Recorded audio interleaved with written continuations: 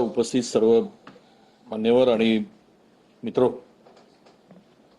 महाराष्ट्र एक स्लोगन होतं की कुठे नेऊन ठेवलाय महाराष्ट्र माझा, आणि त्या भरोश्यावर त्यांनी सत्ता मिळवून शेषनागाच्या जसे पृथ्वी असं ते आख्यायिका आहे त्याप्रमाणे हे कुंडली मारून बसली. आयत्या बिळावर नागोबा असल्यासारखी सगळी परिस्थिती आहे. महाराष्ट्र कुठे आहे आज? महाराष्ट्रातला शेतकरी कुठे आहे? महाराष्ट्रातला बेरोजगार कुठे आहे? महाराष्ट्रातली गुंतवणूक कुठे आहे? केवळ घोषणा आणि लोकांची फसवणूक यामध्येच आता महाराष्ट्राची चर्चा जगभर पसरते आहे.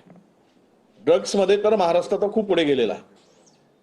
पहिल्यांदा प्रश्न इथूनच निर्माण होतो की चहा पाण्याला का जायचं? या राज्यातील विद्यमान उपमुख्यमंत्र्यांचा विमान अपघात होतो. शासनाकडून केवळ 2 ओळीचं एक लाईन अशी म्हटली जाते की यामध्ये कुठेही कोणीही अपघातावर प्रश्नचिन्ह निर्माण करू नयेत. का करू नये? हा घातपात आहे की अपघात आहे या संदर्भात महाराष्ट्रभर देशभर चर्चा सुरू आहे आणि सरकारची भूमिका संदिग्ध आहे हे आता संपूर्ण महाराष्ट्र बघतोय. अशा वेळेस आम्ही का जायचं? शेतकऱ्यांच्या आत्महत्येच्या संदर्भात थोडासा उल्लेख झाला. माननीय आमच्या काय अवस्था आहे शेतकऱ्यांची? या ट्रेड डील नंतर इंडो USA करारानंतर काय परिणाम होणार यावर महाराष्ट्राच्या मुख्यमंत्र्यांच्याकडून काही आलं काय आतापर्यंत? मकावर काय परिणाम होणार आहे? जे तुरडाळीवर जे काही या संदर्भातले पिकं आहेत शेतकऱ्यांची त्यांचं कंबरनं मोडणारी सगळ्यात आता निर्णय.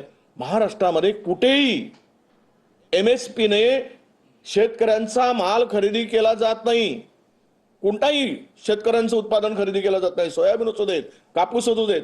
यावेळेस CCIने कापूस खरेदी निम्म्यावर आणली आणि ज्याचं अटी घातल्यात अजूनही 40% 45% कापूस शेतकऱ्यांच्या घरात पडून आहे. व्यापाऱ्यांनी 4,500 रुपयापर्यंत शेतकऱ्यांची लूट केली. हे काय कुंभकर्ण आहेत की काय? हे झोपून आहेत. या शेतकऱ्यांच्या संदर्भात अजिबात यांना कळवू नाही. म्हणजे शेतकऱ्यांची लूट चालली. सोयाबीनला 4,000 रुपयाच्या पलीकडे 1 रुपया मिळाला नाही. मका शेतकरी 5,200 आपला 2,400 रुपये MSP होता.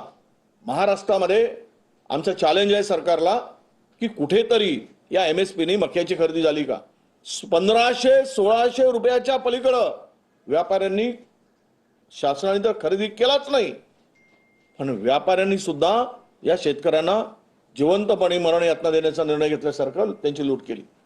शेतकरी आपण पाहतोय काल मागच्या महिन्यामध्ये एका यवतमाळ जिल्ह्यामध्ये एका महिन्यामध्ये 22 शेतकऱ्यांनी आत्महत्या केली.